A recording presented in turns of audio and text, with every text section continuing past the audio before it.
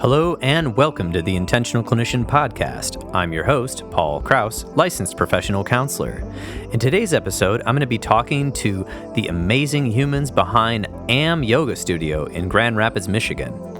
AM Yoga Studio is a really cool yoga studio that focuses on the whole person and uses asana practices and meditation and breath work and pranayama and just basically yoga to help people with stress and to help live a happier and healthier life. They even have programs for kids, which is really cool. And what we're going to talk to them about today is the intersection between yoga and your mental health and wellness. So I really think you're going to love this interview. If you are enjoying this podcast, please share it with people you know. I would surely appreciate it.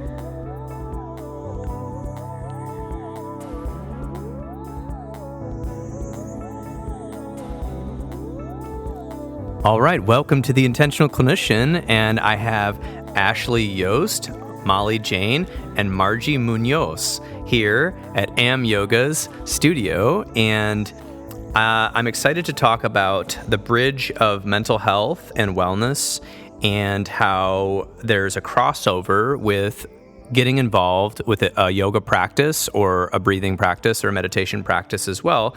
So I'm bringing in Ashley and Molly and Margie to talk about their experiences with running the yoga studio, but also practicing. So I was going to start with Ashley and ask you about how you got involved in yoga, and if you could tell us a little bit about that. Well, I started many years ago, probably around 14 years ago, just straight out of curiosity because I heard it was good for you.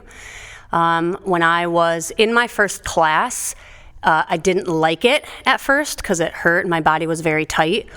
But at the end of the class, I felt the best I ever had in my life. Energetically, my mental space was good and my body felt great.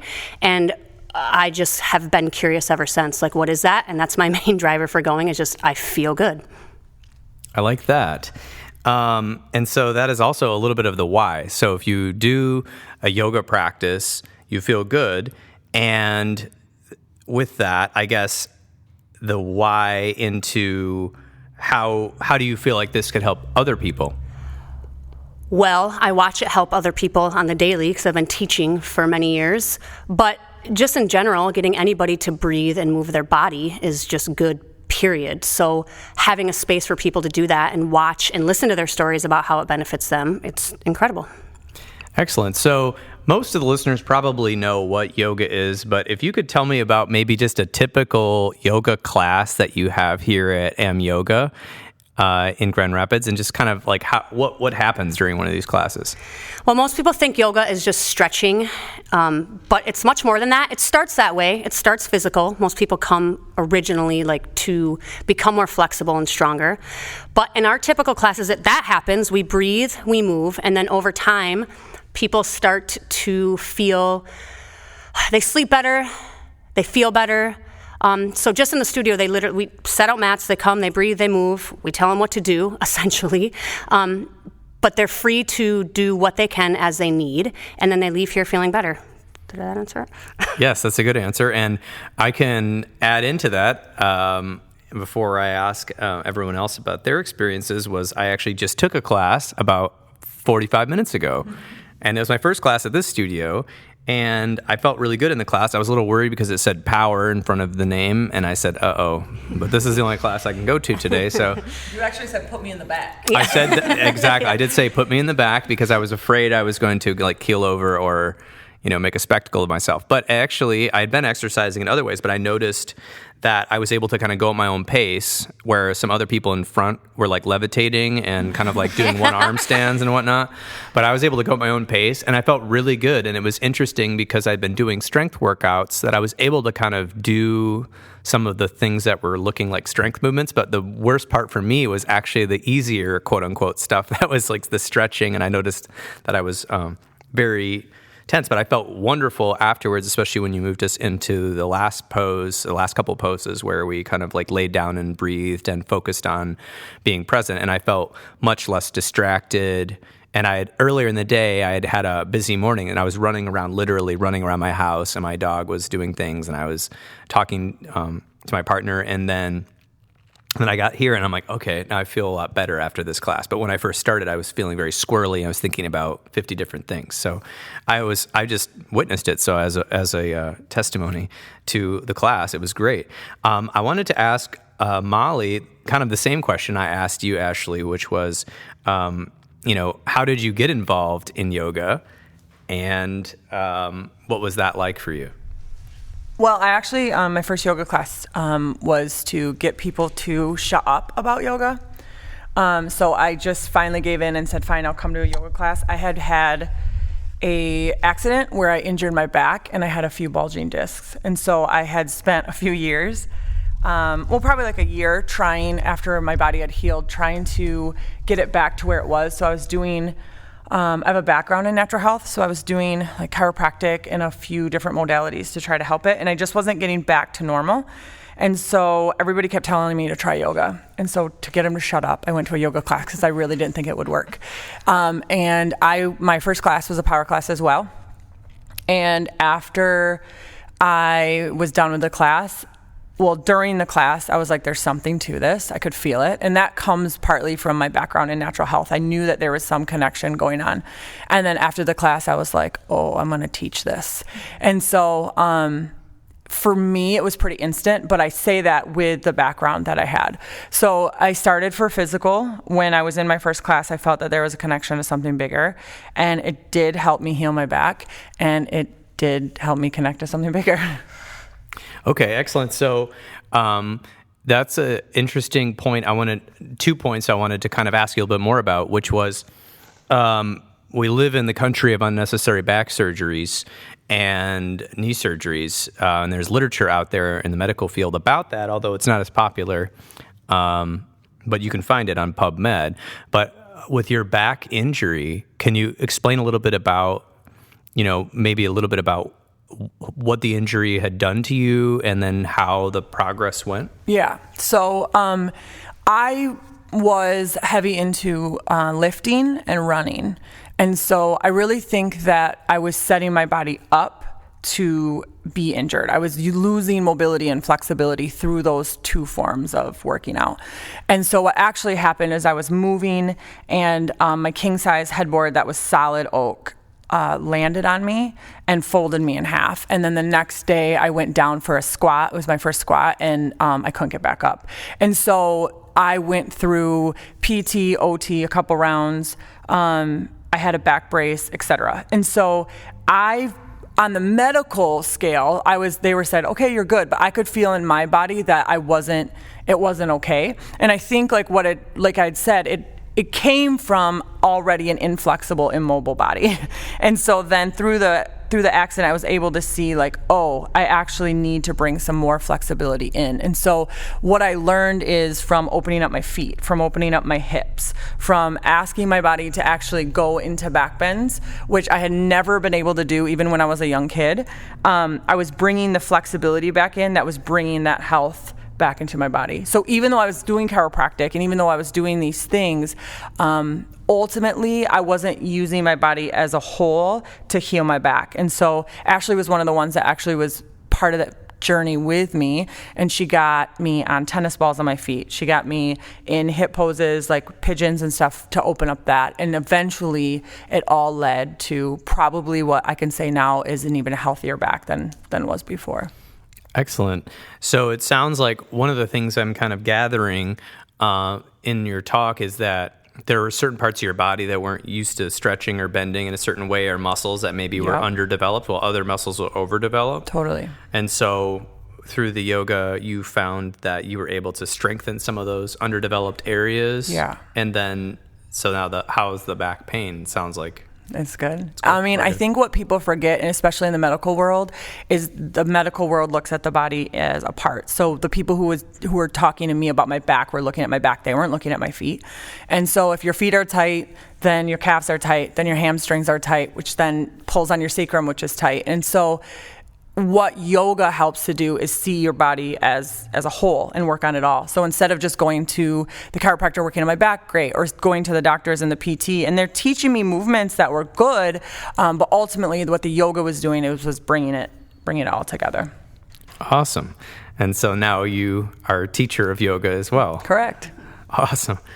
Okay, cool. I want to ask Margie the same question. Which is, how did you get involved in yoga, and how did that go for you? Yeah, so I actually got involved in yoga in a gym class at my high school. It was called Lifelong Fitness. And we did it worked. So I committed.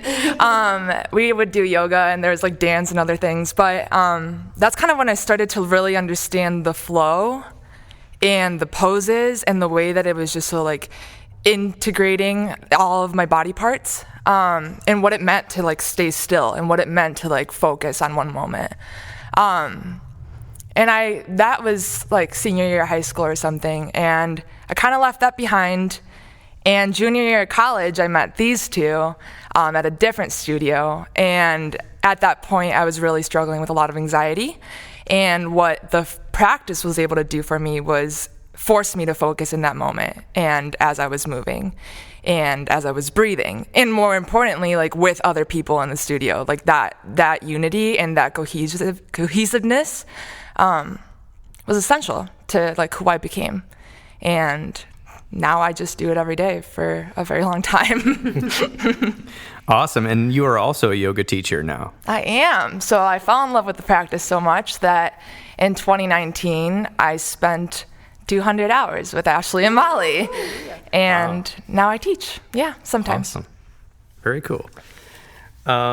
So that does bring us to a bit of a segue, because we've been talking about the physical, but now Margie just kind of brought up the mental health component. And so I'll say a little bit about this, and then I want to have everyone else's opinion on this or story. So I went through some traumatic situations with my personal life. I think it was probably 2008, 2009. And I ended up just starting to go to a yoga studio because I had a little extra time after work, where I was living in Phoenix at the time. And I went there because my back hurt. And I was feeling cramped up because I was typing 55 assessments a week or something crazy for this place I was working. And because of that, my back stopped hurting slowly, or at least I could notice when it was out or when it was too tight. And then, but over that time with the traumatic situations, I think I didn't even understand that I was having anxiety, because I was like, I'm in the mental health field, I don't have anxiety. I was kind of young at that time. And through the yoga, then I started feeling better and better. I remember seeing my friends after yoga class, or maybe the next day, and I'd be in this better mood, and I would just not be worrying and looking for terrible emails or phone calls to come in from the situations that I was dealing with.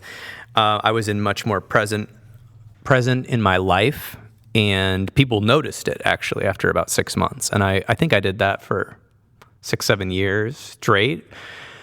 And during that time, I noticed a big mental health component. So then they had meditation classes at this yoga studio, and yoga nidra and some other sound things where you would lay down in yoga nidra poses, and they'd play a bunch of noises on these bowls and bells and whatnot. And that was even better, because then I even felt more relaxed. And it was, it was difficult because when you're a professional in whatever career you're in America, the profession usually demands more and more of you slowly, and it becomes more of your identity, and it becomes more of a time suck. And so then I remember thinking, I started working more because I had to I thought I had to at the time, and that was my narrative.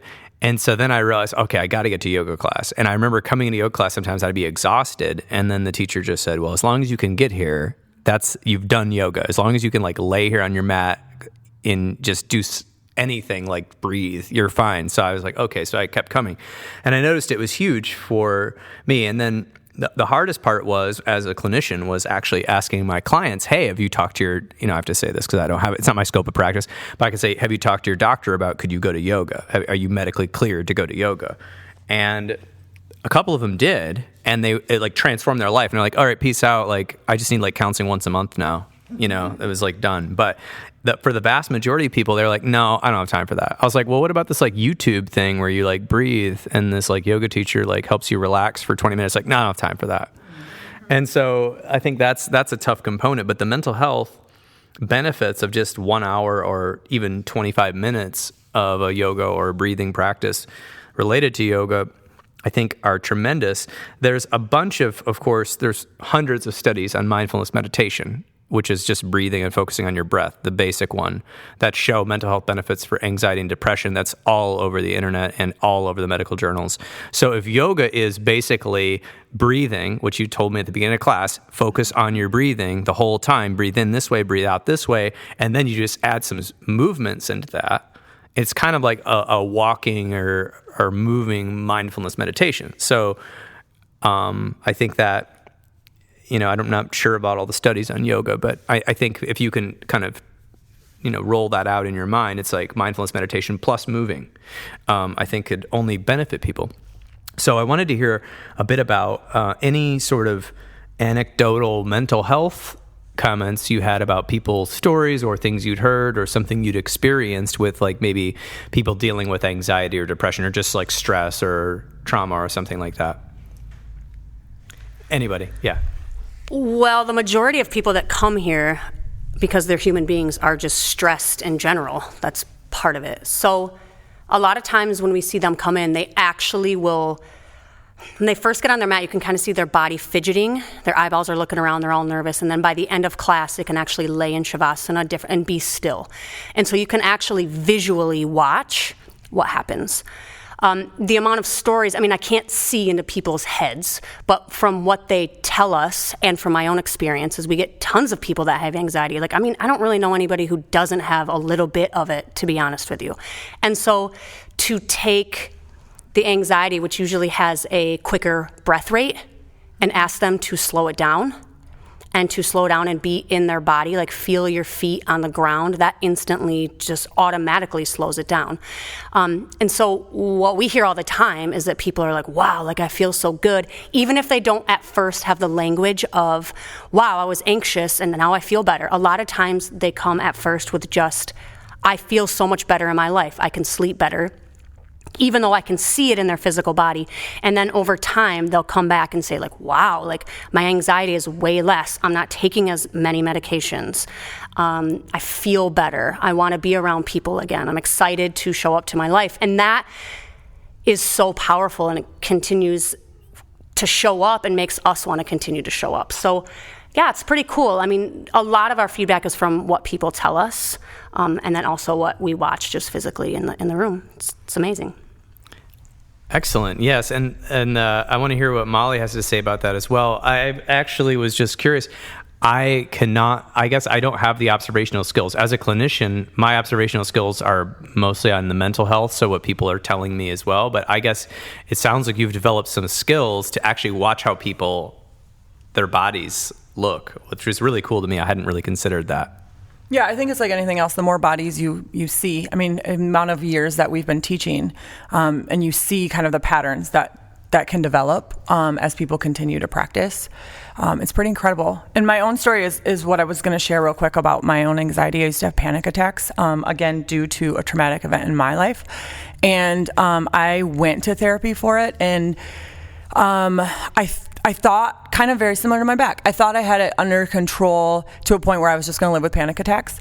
And then once I found yoga and I was giving the tools to use when I was in those moments that triggered panic attacks, that's when I started to see even personally, like for me, the benefits, but the power of the practice. Because like the way I see it is that when I would go to therapy a lot, or when I was in those moments more so that were triggering what would then turn out to be a panic attack. It felt like everything was like shaken up, like I was in a closed container, and let's say there's like dirt in the bottom. And so for the most part, the container like looked like it was clear. So water, dirt, container, right? And so then I was walking around with this dirt in the bottom, and for the most part, my water looked clear. But then when I was in those moments where I was triggered and it would like get shaken up, and then this dirt, the water would get dirty, and I'd go like, oh my God, what's going on? And I didn't have an outlet. And so what yoga gave me, it was like in that container, it gave me a drain where I was able to, I'm feeling this, and I can use, whether it was a pose or a breath or my meditation, I could use that to actually step out of the moment. So I feel like for a lot of people, it's this tool that we're born with, breath. Mm-hmm. It's this body that we're born with, move it. And it's the ability to learn how to, like Margie was saying, like the world around us takes away like how to be still and how to sit and how to be okay. And so yoga just puts back into you all of these things that you've been given and teaches you how to use them, you know? And so I think like ultimately, whether people start for physical or not, or whether they know, like Ashley was saying, like they're walking around this anxiety and they think this is the way it's just going to be, yoga brings us back into that balance. Excellent. Yes, thank you for that. Oh, Margie, you want to say something? I have something to say. I get to have the really cool opportunity to include yoga in the counseling work that I do. So I'm actually able to see the two different worlds as they come together. And specifically with children, it is super cool to see them come in really wired and to see them really like, kind of like what Molly was talking about, like that muddy water and them not knowing what to do with it. And really, like, as you start to work through these like breathing techniques with them, or as you start to get them moving, or you have them just like feel certain parts of their body, the more that they start to become connected to their body as like the vessel, rather than wherever their mind is at, wherever they are in the future or in the present, you start to see them settle. And you start to see them be able to open up more into what's actually going on. And like they have to take care of less things that are out of their control, which is constantly what kids are dealing with. But it's wild to see that. It's wild to see people start to connect to their bodies and their breath in ways in which they start to feel more okay with being who they are in that moment, rather than always trying to be somewhere else or doing something else or addressing a different moment in their life. Oh, that's a very good point. And something I was learning from, I think it was Bruce Perry's work, but also Dan Siegel's work, was about just how the nervous system, which is basically our brain that travels throughout our body, can be activated in different ways. And everyone's probably heard about fight, flight, freeze, fawn, collapse, things like that. And that's the things that happen when we're startled or we have a traumatic event or something scary happens, and it's our body's natural defense mechanism to keep us alive. But one of the things that I think has been happening, and over probably for the last couple hundred years since the industrial age, is that our levels of basically quiet, still, non-stimulated activity has we've almost lost touch with that, unless you live somewhere out in the middle of the country or the woods or something, because we live in the city here, or even in the suburbs. People live in the suburbs, and there's constantly light, so that's activating. We have devices we're looking at with light, that's activating our nervous systems and telling it signals, because it's not the sun or the moon. Street lights, we have noise. And we're constantly at possibly our nervous system is being inundated by more and more stimuli. And especially it's been even accelerated since television and radio were invented. But now we have television and radios constantly in our pockets. And I was out to a restaurant the other week, and I saw this family. I think it was the grandparents and the kid had his like iPad out and was like watching a movie with his like wireless headphones while eating food at like a restaurant, and the grandparents were both like checking their stock portfolios or something. I just kept looking over. I couldn't stop looking. I was like, what is going on? Why are you even at a restaurant? Why didn't you just like get something to go?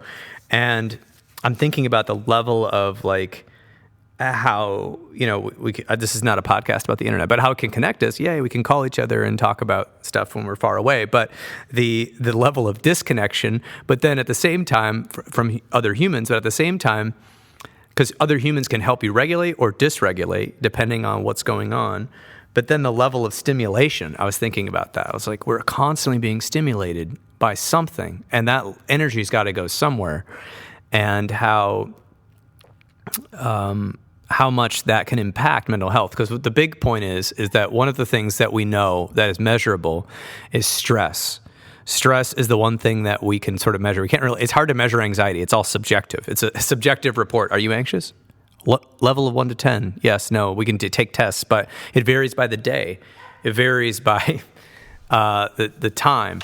So with that, stress can move us, because you said everyone's anxious. Everyone is anxious. Everyone is slightly depressed. Everyone has these symptoms. It's a matter of when they become a clinical issue in counseling that we work with people. But essentially, stress can trigger mental health to get worse, or what we would call worse and more clinical. In a moment, in the flow, you can take that tool outside of the room and do that anywhere. So there's times when, for example, you're holding a really hard pose like an extended side angle where you've been flowing on one leg for who knows how many breaths, and you've been on that side and it's starting to burn and you feel it in your glutes, and everyone else around you is kind of struggling and you're all breathing together. And in that moment, you can make the choice to hold this pose and think about how much everything hurts and how much you want to get out of it, and how much, because you want the stimulation, you want to get distracted. You're like, I don't want anything but to be in this moment. Or you allow yourself to stay in that moment and focus on your drishti, on where your eyes are, and focus on what you're feeling, and focus on your breath, and focus on being right here, right now. And you realize in that moment that an extended side angle is really just an extended side angle, and you can make it whatever you want to make it. And someone cutting you off in traffic is just someone trying to get to wherever they're going, and you can make it whatever you want to make it. But being present and in that moment just becomes less scary, because it's actually okay, and you actually are capable of being there and reducing the noise and just finding that stability. Yeah, because the nervous system doesn't know that you're in an extended side angle. The nervous system just knows you're in an uncomfortable situation. And so same thing like Margie was saying, it could be an uncomfortable situation while you're driving, uncomfortable situation on your mat, uncomfortable situation in life. And so what you're training is the new neural pathways to how do I deal with this situation. And you do that repeatedly for an hour yoga class. And so people, I think that's what sometimes people miss. They think, oh, I come to this power class, these people want to do power yoga because we want bigger biceps. We do. Or, even we want flexibility. We do. But ultimately, I would say that the people who are in the yoga practice for the longevity of it and have been doing it for years is because they start to see how it's impacting, like Margie was saying, how she's showing up in other areas of her life. I think that's very beneficial, because one of the aspects of counseling that's become quite popular, well, actually in many cognitive counseling practices and mindfulness counseling practices, is learning how to respond instead of react. And I think that is a great idea logically, that if we could all just respond slowly and not react, that'd be awesome. But if your body is constantly keyed up due to stress, overstimulation, troubles in your own personal life that you haven't dealt with, I think that it's kind of a fantasy to think that I can just respond and not react unless I'm doing something to help my nervous system memorize a response instead of a reaction. So what that means is not that we wouldn't react to a trauma, but what we want to do is respond to a trigger, not a reaction. A trigger is, of course, something that reminds you of a trauma or reminds you of something that you don't like. And something, it might be completely unrelated to the conversation that you're having or the situation you're in, but somehow it reminds your brain of it. It's a signal, because your mind, we make up meaning post-event. And so your mind smells some smell, and all of a sudden you're back when you're 8 years old and locked outside your house and something bad happened. And your nervous system goes right there to protect you immediately. And then later on you can go, oh, that's why I had panic attack, or I freaked out, or I felt depressed or something. And so yoga is, I'm glad you brought that up. It's strengthening not only physically, but it's strengthening the neural pathways of having fluid movement, but also having the breath, which brings you more present. And if you're more present and you're not dissociated, which is a whole nother psychological concept, if you're less dissociated, because it's on a spectrum, most people are slightly dissociated from time to time, but when you see a lot of dissociation, then you see more mental health issues. So if we're on the spectrum of dissociation and we're down to pretty as present as we can possibly get through a practice, it can help us figure out how to navigate our daily lives when we're not in the classroom. Wow, that's a lot of connection right there. And so the mental, this physical combination. And I do think, and that's the interesting thing, is that a lot of modalities out there, just exercise classes, breathing classes, they focus on one thing. And I think the breathing and the movement and the mental work is like a really interesting concept, like holistic. So yeah, any more comments about that, the way it kind of comes together? Well, I think we're human beings, so we're going to react. And from my own experience, from the tools of the practice, it's learning the tools of how to respond and yet have my reaction time be smaller. So I might still be angry or pissed or whatever, but can I shorten that duration? So going back, like for myself, let's say extended side angle. When I first started practicing, I'd get in the pose, I'd hold it, and the entire time I'm like, F this, get me out of here, I can't do this, I'm tired, I'm sweating, oh my God, like crazy in my mind. And that's all I could hear. After a few classes, like that would still happen, but for half the duration. Now it still happens for like 5 seconds. Some days, 15 seconds. But I've learned, because I'm putting the tools into practice, because here's the thing, you can read all the statistics, and you can read a book about yoga, and you can hear us talking about it, and it's, my favorite part about all this is when I used to read the books and hear people talk about it, I'd be like, that's bullshit. Mm-hmm. I used to doubt it, big time. And that's part of what the mind does. A human brain doubts things. It doubts things that are positive. And so it wasn't until I actually got on my mat. It's such an experience. And all this sounds like real, like, it's unbelievable. But seriously, from somebody who totally doubted it and started to get on my mat and see how I actually got practical tools that weren't just written down in a book or talked about in this like great light, like I was actually breathing and actually feeling my feet on the ground and actually setting my eyes and surrounding myself with other people, slowed that duration of my reaction time down.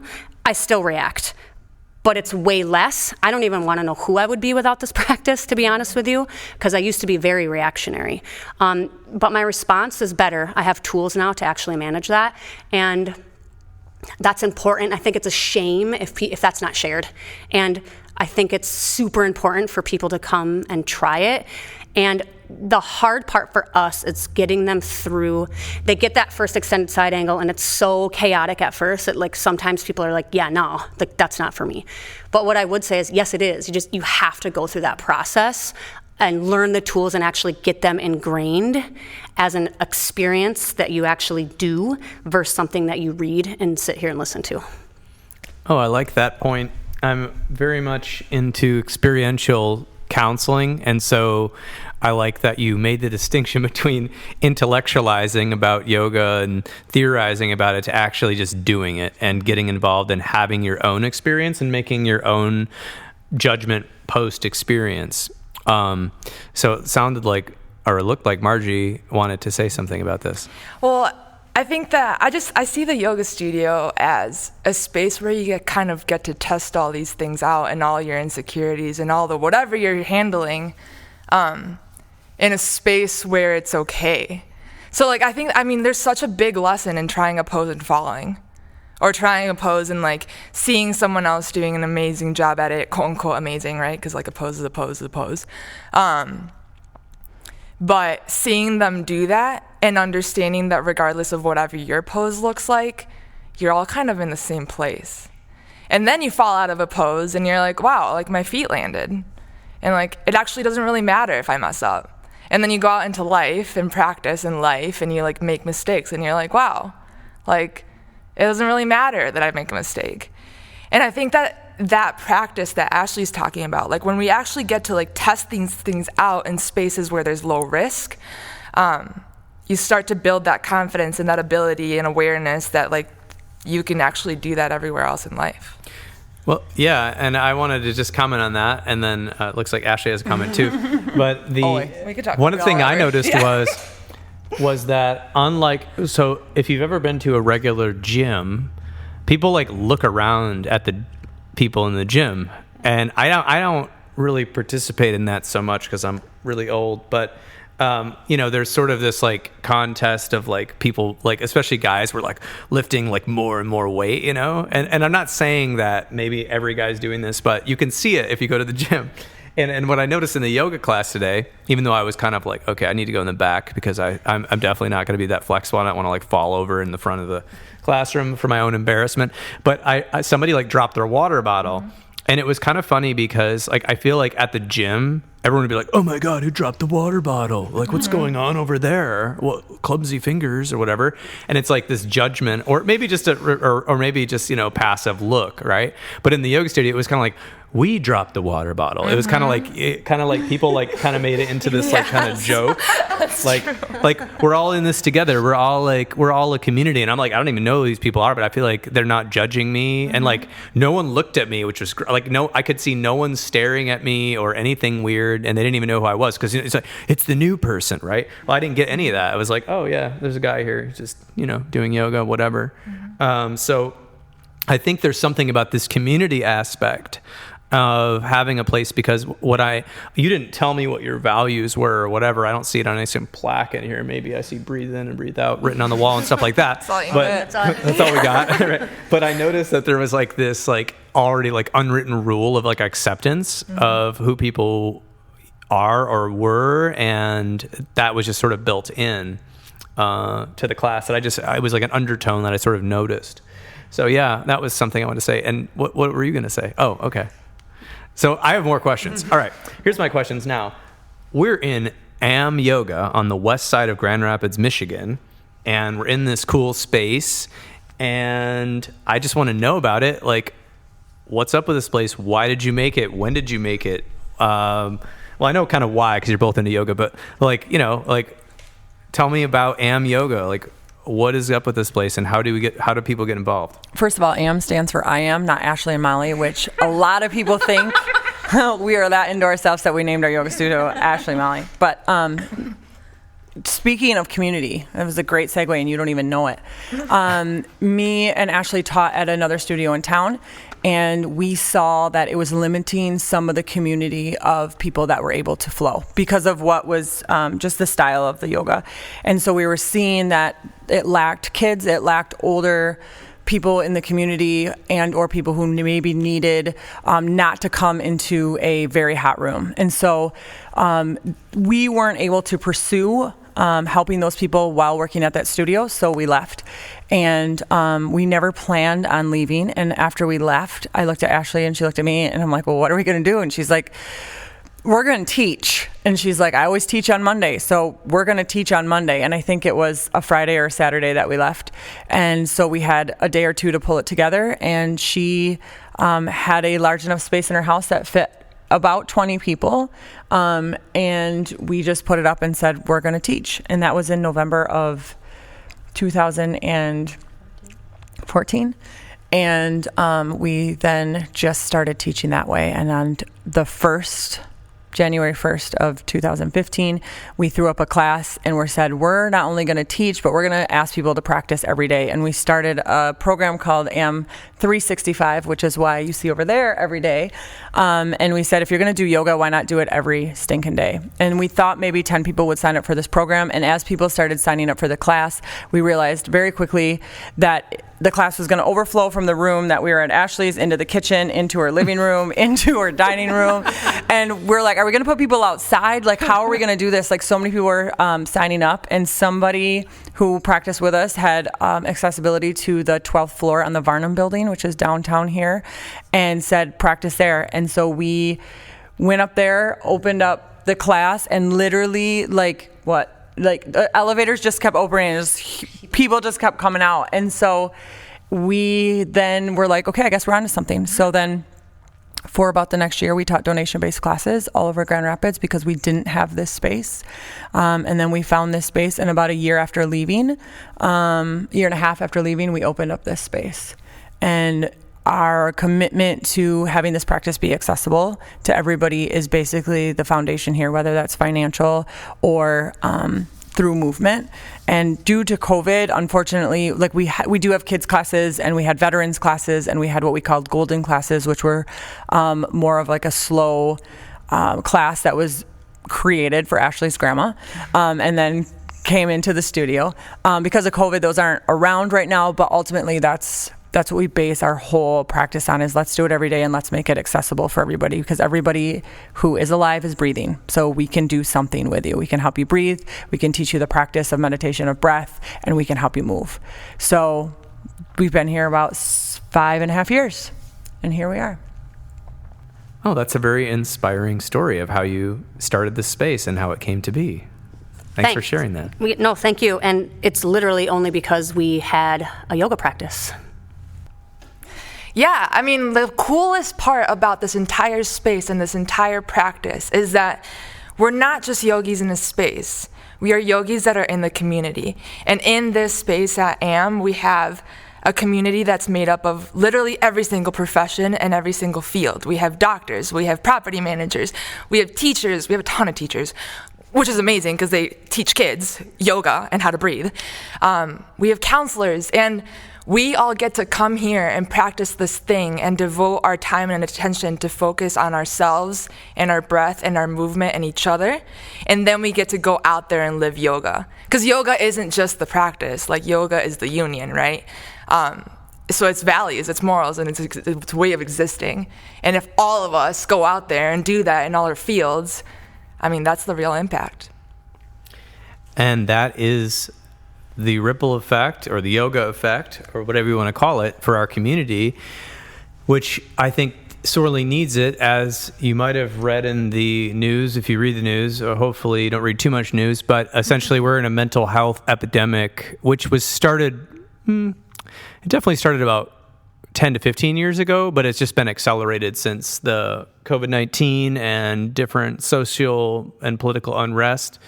And people are more and more, and of course economic instability, people are more and more reaching out for mental health services in our field, in the counseling field. So I think yoga is a really awesome preventative way that people can get help before things get bad, that is non-medical and non-intrusive, but also, like Margie just said, like it can be a way of living because your nervous system is regulated, and then you're going out there and people around you can notice that. And I think you can notice that if you pay attention. So let's talk about anyone within 30 or 40 miles of here. How can they learn about AM Yoga? Like, what's up with that? I'm going to put some links in the show notes so people can like click the old website, but tell us about how we can find you. Where are you at? Well, you can find us at our website. It's www.amyoga111.com. You can also find us on Instagram. It's AM Yoga 111. And then Facebook is just AM Yoga. Cool. So you're on all the internet sites and sounds like social media. Yep. And yeah, so then people can, just go on there and they can find a class? Yep. So our whole schedule is on our website. And all the information's there. You can also call us or email us. Our email is hello@amyoga111.com. So people have questions, they can email you as well? Yes. Okay, awesome. And I actually found a weird thing last night when I was trying to sign up. It took me to my Mind Body app, which I forgot I had because of COVID. I hadn't been going to any classes, exercise classes. And it opened up and it was like, you can register right now on this Mind Body app. So that's another thing I just found out last night by accident. That's really easy to do. Yeah, if you have the Mind Body app, you can just search us on there and sign up really easy. Awesome. Or you can also just show up. Or just show up. Yep. At the building, which the address is on the website, so people can check that out. And then I guess you just have to sign something, and then you can just jump in the class. That's right. All right. Well, it's been my pleasure having all three of you awesome people on the podcast. And I'm very excited for people to hear this in Grand Rapids and beyond. And I hope that you like this episode.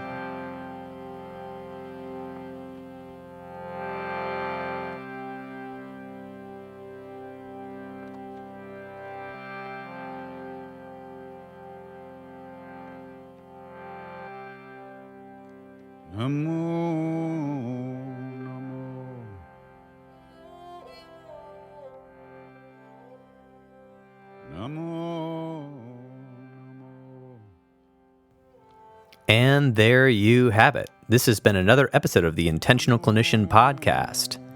If you are a therapist and are looking to become EMDR trained, I would recommend EMDR Training Solutions. They are an amazing group of people that provide trainings online and eventually in person to help you become EMDR trained and eventually EMDRIA certified. You can use the code INTENTIONAL, that's the word intentional, to get $100 off if you purchase a training, especially if it's your first training. A little bit about what I've been up to. I am almost a full EMDRIA consultant, and I can provide consultation hours and have a group going every Wednesday. So let me know if you would like to be a part of that consultation group. Also, I have a course online called What Do We Do Now for the parents of young adults, which you can find on Udemy. There will be a link in the show notes. If you are in need of counseling, do not hesitate to make an appointment with a local counselor in your area. You can also make an appointment with the excellent clinicians in the Grand Rapids area at Health for Life Counseling Grand Rapids and the Trauma Informed Counseling Center of Grand Rapids by visiting www.healthforlifegr.com. The recording you just listened to consists of the personal opinions of Paul Krauss and his guests, and while these are based upon literature they have read, their experience in their respective fields, and personal experiences, these viewpoints should not be viewed as the definitive opinion on any subject. Listening to this podcast is not a substitute for treatment. If you are in crisis, please dial 911 or the National Suicide Prevention Line at 1-800-273-8255. That's 1-800-273-8255.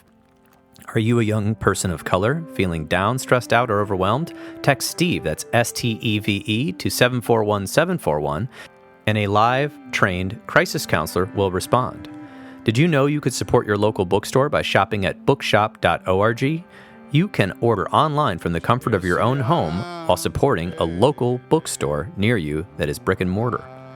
If you are not a member of a mental health Counselors Association, I highly recommend that you join, such as the Michigan Mental Health Counselors Association, which you can find on the internet or any other state which you live in. There are a lot of things that go into keeping counseling available to the public. So I really encourage you to get involved in your local organization. Until next time, I'm wishing everyone a safe and peaceful week. Jai Ram, Jai Jai Hanuman. Jai Shri Ram, Jai Jai Hanuman. Jai Shri Ram, Jai Jai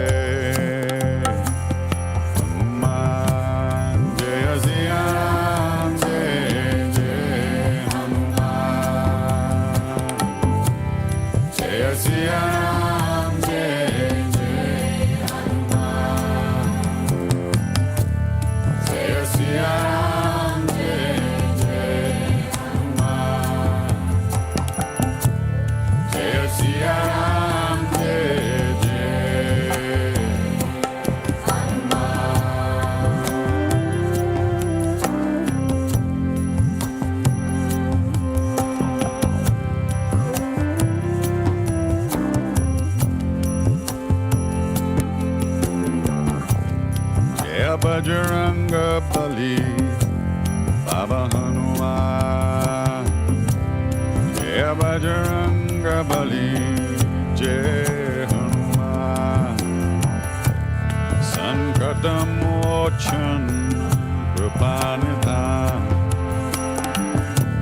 Sankatamochan Kripanidhan.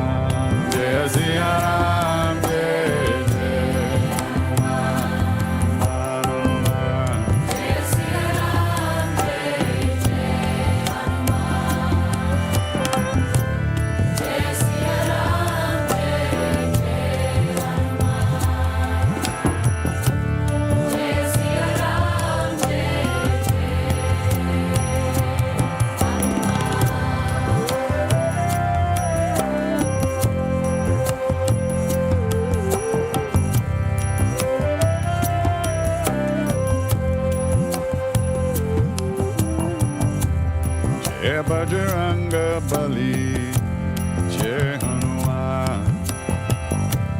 Jaya Bajranga Bali.